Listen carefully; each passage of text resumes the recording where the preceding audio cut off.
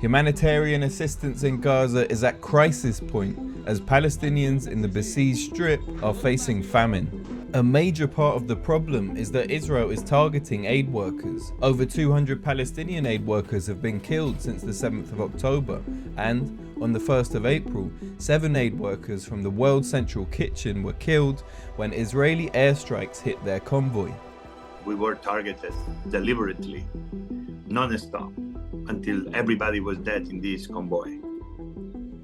Israeli politicians said from the off that they would starve Gaza, and the aid situation proves it.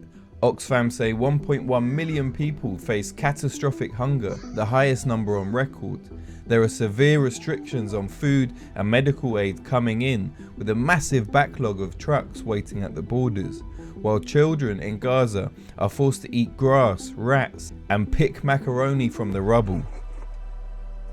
In order to try and bypass Israeli restrictions, the US and the World Central Kitchen are assembling piers to try and bring in additional aid by sea.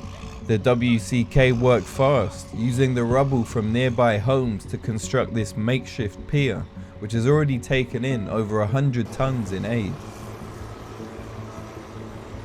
Tonight, I'm directing the US military to lead an emergency mission to establish a temporary pier in the Mediterranean on the coast of Gaza that can receive large shipments carrying food, water, medicine, and temporary shelters.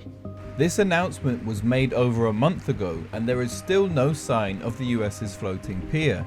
The Americans' idea is to have a platform similar to these used by the US in naval bases at home and abroad that will connect the land to deep water for large aid boats.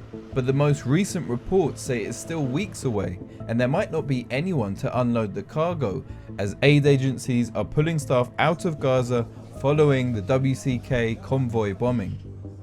However, a number of senior aid workers operating in Gaza say the whole pier plan is a massive distraction from the real issues.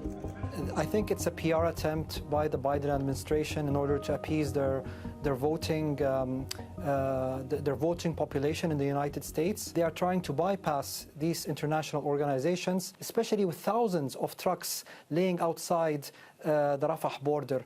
Land routes are far more cost efficient and convenient than sea routes or airdrops, which is why the International Court of Justice effectively ordered Israel to open its borders to prevent famine and starvation. After this and increased pressure from the US, Israel announced it would open the land borders temporarily, but only to, quote, ensure the continuation of the fighting and to achieve the goals of the war.